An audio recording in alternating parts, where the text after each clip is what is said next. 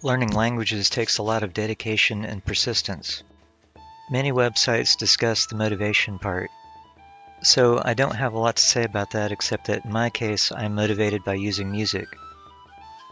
I am compiling my own music playlist of videos with texts that I like. There are many good playlists available.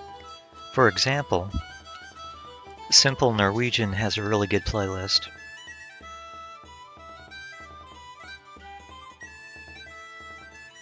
What I would like to comment on is the problems of culture shock that can occur with learning some languages.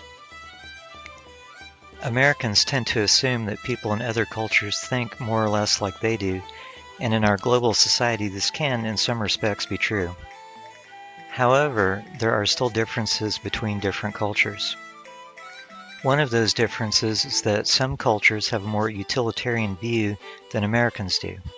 How this could manifest is that Americans tend to view learning languages as having a coolness factor.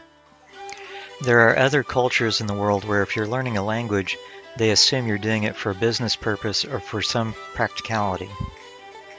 They can find it baffling that you'd learn a language just because you think it's interesting or neat to do. If you press them about it and they were being honest, bear in mind a lot of cultures are very polite and therefore may not be immediately honest.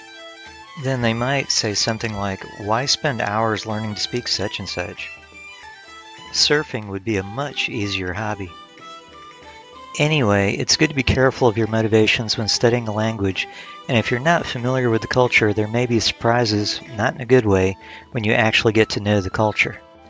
I'll refrain from mentioning any specific languages, as I've met people who get really angry when they hear anything they consider as negative about their pet language. But my point is to be careful when learning a language to make sure you stay motivated and be prepared for culture shocks that can arise as they do happen to some people. Tusen tak!